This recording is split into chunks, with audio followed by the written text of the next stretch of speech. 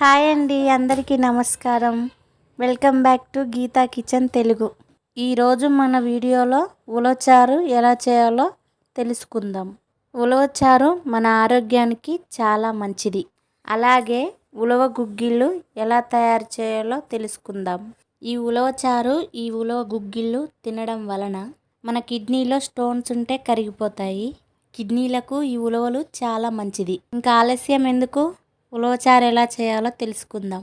నేనైతే ఉలవలు 200 గ్రాములు తీసుకున్నాను. ఉలవలను ఒక 2-3 సార్లు కడగాలి. ఇప్పుడు తగినన్ని నీళ్లు పోసుకొని ఒక 5-6 గంటలు నాననివ్వాలి. ఎందుకంటే ఈ ఉలవలు తొందరగా ఉడకవు. ఇలా నానబెట్టుకోవడం వలన కొంచెం తొందరగా ఉడుకుతాయి. ఇప్పుడు ఈ ఉలవల్ని ప్రెషర్ కుక్కర్లో వేసుకుంటున్నాను. నీళ్లు సరిపోను పోయకుండా కొంచెం ఎక్కువనే పోసుకోవాలి. ఎందుకంటే మనకి ఉలవలు ఉడికిన తరువాత ఉలవలు పక్కకు తీసుకొని మిగిలిపోయిన నీళ్ళతోనే మనం చారు చేసుకోవాలి. ఇప్పుడు ప్రెషర్ కుక్కర్ మూత పెట్టుకొని స్టవ్ మీద పెట్టుకోవాలి.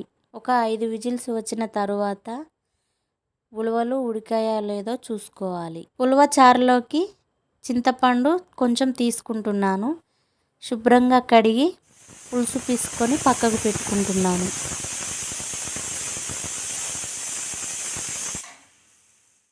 ఐదు విజిల్స్ వచ్చాయి. ఉలవలు ఉడికాయో లేదో మూత తీసి చూసుకుందాం. చూసారా మనకు చారు ఎంత మంచిగా తయారైందో. ఇప్పుడు ఈ ఉలవలు ఉడికాయో లేదో చూద్దాం. ఉలవలు అయితే మంచిగా ఉడికాయి. ఇప్పుడు ఈ ఉలవ చారుని ఒక గిన్నెలోకి తీసుకుందాం. ఇప్పుడు పక్కకు తీసుకున్న ఉలవలను కొన్ని తీసుకొని మెత్తగా రుబ్బుకొని చారులో కలుపుకుందాం. ఈ విధంగా కలపడం వల్ల మనకు చారు చిక్కగా ఉంటుంది. అలాగే చారులోకి తగినంత ఉప్పు వేసుకోవాలి. అలాగే మనం ముందుగా రెడీ చేసి పెట్టుకున్న చింతపండు పులుసుని చారులో పోసుకుంటూ కలుపుకోవాలి. చారు రెడీ అయిపోయింది. ఇప్పుడు మనం తాలింపు వేసుకుందాం. ముందుగా స్టవ్ మీద గిన్నె పెట్టుకొని ఆయిల్ వేసుకుంటున్నాను. ఆయిల్ వేడయ్యాక 4 ఎండుమిరపకాయలు వేసుకుంటున్నాను. ఈ ఎండుమిరపకాయలు కొంచెం కలర్ వచ్చేదాకా వేయించుకోవాలి. ఎండుమిరపకాయలు వేగాక 4 పచ్చిమిరపకాయలు మధ్యలోకి చీల్చుకొని వేసుకోవాలి. అలాగే 5-6 వెల్లుల్లి రెబ్బలను వేసుకోవాలి.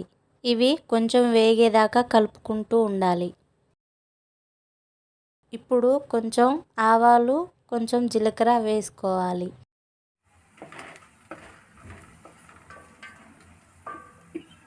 ఇప్పుడు 3-4 రెమ్మల కరివేపాకు వేసుకోవాలి.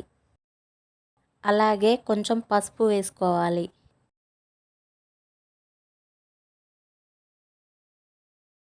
ఒకసారి కలుపుకుంటూ కొంచెం కారం కూడా వేసుకోవాలి.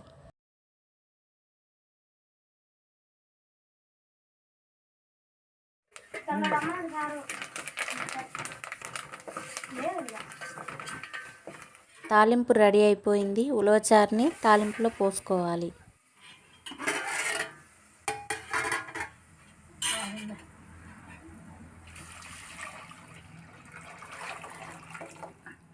ఉలవచారు రెడీ అయిపోయింది.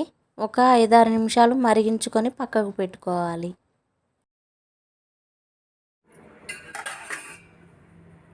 ఇప్పుడు ఉలవ గుగ్గిళ్ళను తాలింపు చేసుకోవాలి. ఇప్పుడు కళాయి పొయ్యి మీద పెట్టుకొని 2 పావుల నూనె పోసుకోవాలి. అలాగే 3 ఎండుమిరపకాయలు మధ్యలోకి తుంపుకొని వేసుకోవాలి. ఈ మిరపకాయలు కొంచెం కలర్ వచ్చే వరకు వేయించుకోవాలి. 4 పచ్చిమిరపకాయలు సన్నగా కట్ చేసి వేసుకోవాలి. వేసుకున్న తర్వాత ఉల్లిపాయలు కూడా వేసుకోవాలి.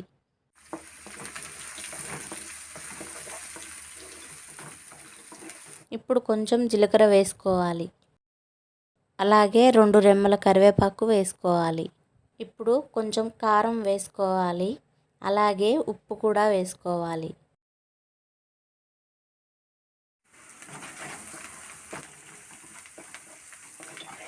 ఇప్పుడు ఒకసారి కలుపుకొని ఉలవ గుగ్గిళ్ళను తాలింపులో వేసుకోవాలి. మనం ఈ గుగ్గిళ్ళు తినేటప్పుడు ఉల్లిపాయలు, పచ్చిమిరపకాయలు నోటికి తగులుతుంటే చాలా బాగుంటాయి. ఈ ఉలవ గుగ్గిలు తాలింపు వేయడం అయిపోయింది. చూసారా ఉలవచారు ఎంత బాగా వచ్చిందో.